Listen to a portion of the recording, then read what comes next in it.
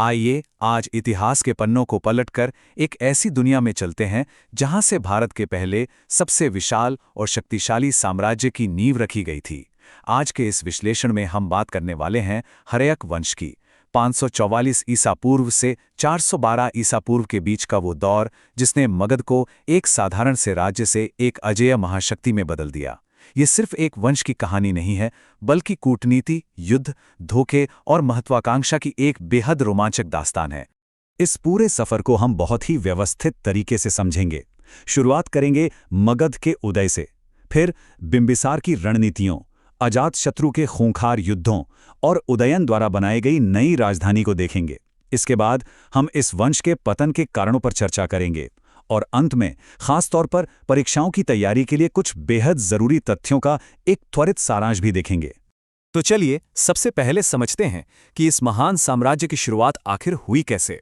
6ठी शताब्दी ईसा पूर्व में भारत 16 अलग अलग महाजनपदों में बटा हुआ था। अब आप सोच रहे होंगे कि उन सब में से सिर्फ मगध ही इतना शक्तिशाली कैसे बन गया। दरअसल मगध, जो आज के बिहार में स्थित है, उसे प्रकृति का एक वरदान मिला हुआ था। वहां की बेहद उपजाऊ जमीन से राज्य को अपार धन और अनाज मिलता था। इसके अलावा वहां मौजूद लोहे की खदानों ने उन्हें सबसे धारदार हथियार बनाने की ताकत दी। गंगा नदी एक हाईवे की तरह काम करती थी, जिससे व्यापार फलता फूलता था। और सबसे अहम बात, घने जंगलों से उन्हें युद्ध के लिए अनगिनत हाथी मिले, जो उस समय किसी टैंक से कम नहीं होते थे। ऊपर से राजगिर जैसी पहाड़ियों से घिरी राजधानी ने उन्हें एक अभेद्य सुरक्षा कवच दे दिया था। लेकिन सिर्फ संसाधन होना काफी नहीं होता, उनका सही इस्तेमाल करने वाला एक नेता भी चाहिए, और वो नेता थे बिंबिसार। अगर आप इतिहास को बारीकी से समझना चाहते हैं या किसी परीक्षा की तैयारी कर रहे हैं, तो इस कालक्रम को अपने दिमाग में अच्छे से बिठा लीजिए। 544 ईसा पूर्व में बिंबिसार गद्दी पर बैठे और यहीं से हर्यक वंश की स्थापना हुई। इसके बाद 492 ईसा पूर्व में अजातशत्रु ने सत्ता छीनी। 460 ईसा पूर्व में उदयन का दौर आया और 412 ईसा पूर्व आते आते इस वंश का पतन हो गया। ये टाइमलाइन पूरी कहानी का एक ढांचा है। बिंबिसार की सबसे खास बात यह थी कि वो केवल एक योद्धा नहीं, बल्कि एक कमाल के कूटनीतिज्ञ भी थे।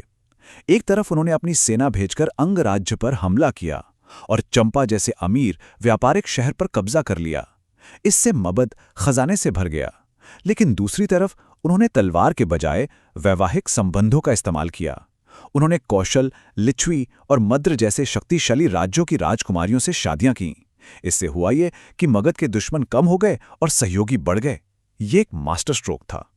युद्ध के मैदान से हटकर देखें तो बिंबिसार एक बहुत ही सुलझे हुए प्रशासक भी थे। उन्होंने एक बेहतरीन टैक्स सिस्टम और न्याय व्यवस्था बनाई। लेकिन जो बात उन्हें सबसे अलग बनाती है वो है उनकी धार्मिक सहनशीलता। बिंबिसार का दौर वो समय था जब गौतम बुद्ध और महावीर स्वामी दोनों ही अपने धर्म का प्रचार कर रहे थे। बिंबिसार ने इन दोनों ही महान विभूतियों का सम्मान किया और उन्हें राज्य का संरक्षण दिया। यहां तक कि उन्होंने राजगृह में बुद्ध को वेणुवन विहार भी दान में दिया था। लेकिन कहते हैं ना, सत्ता की लालसा अक्सर रिश्तों पर भारी पड़ जाती है। और यहीं से कहानी में एंट्री होती है अजातशत्रु की। ये इतिहास के सबसे नाटकीय मोड़ों में से एक है। सत्ता की अंधी चाहत में अजातशत्रु ने अपने ही पिता बिंबिसार को बंदी बना लिया।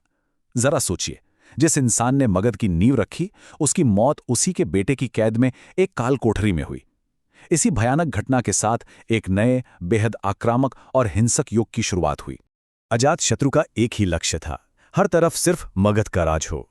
इसके लिए उसने लिच्छवी गणराज्य के खिलाफ पूरे 16 सालों तक एक खौफनाक युद्ध लड़ा।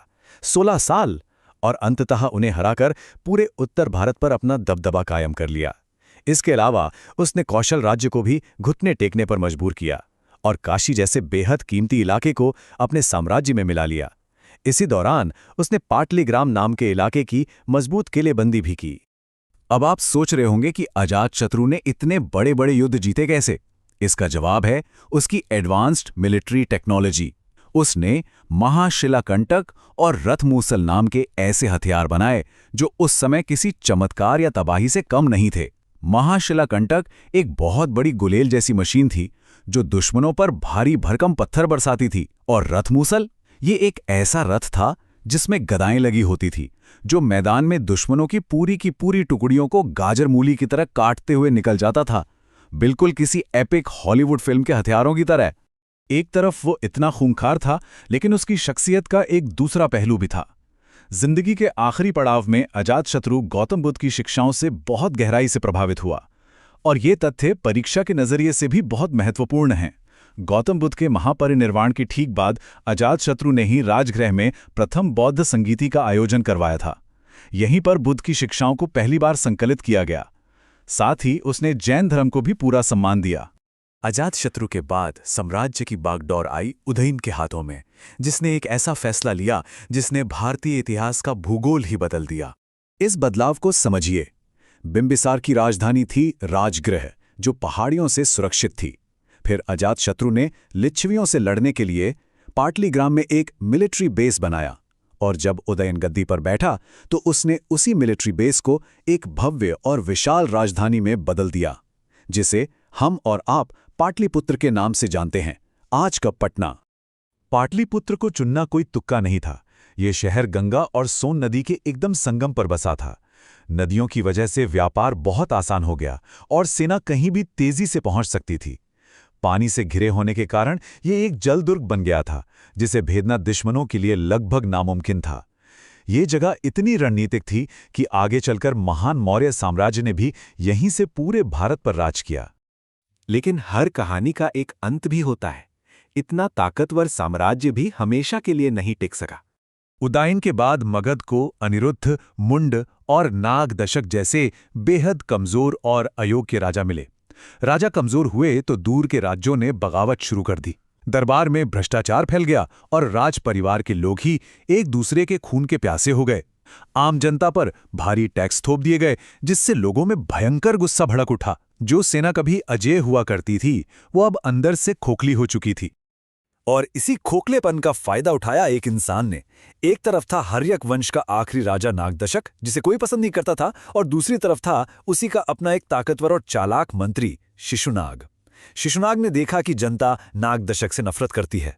उसने इसी गुस्से को हथियार बनाया, एक बड़ा विद्रोह किया और नागदशक को उखाड़ फेंका। इसी के साथ हर्यक वंश का अंत हो गया और मगध पर शिशुनाग वंश का परचम लहराया। चलिए अब इस पूरी ऐतिहासिक घटना के उन मुख्य तथ्यों को जल्दी से समेट लेते हैं जो आपको परीक्षा में सबसे ज्यादा नंबर दिलाएंगे। इस टेबल को बिल्कुल रट लीजिए। 3 राजा, 3 बड़े काम। पहला बिंबिसार, जिसने अंग जीता और बुद्ध को वेणुवन दान किया। दूसरा अजातशत्रु, जिसने 16 साल लंबा लिच्छवी युद्ध जीता और प्रथम बौद्ध संगीति करवाई। और तीसरा उदयन, जिसने पाटलिपुत्र को बसाया और उसे अपनी राजधानी बनाया। बस ये 3 स्तंभ ही इस पूरे साम्राज्य का आधार हैं। निष्कर्ष के तौर पर आपको जो बातें बिल्कुल नहीं भूलनी है वो ये हैं। मगध की असली ताकत उसकी लोहे की खदानें और युद्धक हाथी थे। बिंबिसार की 3 वैवाहिक संधियों ने राज्य को मजबूत किया। अजातशत्रु के महाशिलाकंटक और रथमूसल जैसे हथियारों ने युद्ध का तरीका ही बदल दिया। और आखिरी बात, ये वही दौर था जब भारत छोटे छोटे राज्यों से निकलकर एक विशाल अखंड साम्राज्य की शक्ल ले रहा था। हर एक वंश ने ही आने वाले मौर्य साम्राज्य के लिए रास्ता तैयार किया था। खैर, जाते जाते जरा इस बात पर गौर करें, अगर इतनी भयंकर सेना, खौफनाक हथियार, लोहे और हाथियों की ताकत और पाटलिपुत्र जैसी सुरक्षित राजधानी भी हर्यक वंश को अंदरूनी भ्रष्टाचार और पतन से नहीं बचा सकी, तो फिर एक साम्राज्य की असली नींव होती क्या है? क्या जनता के समर्थन और एक अच्छे प्रशासन के बिना दुनिया की कोई भी ताकत हमेशा के लिए टिक सकती है? इस पर जरूर विचार कीजिएगा।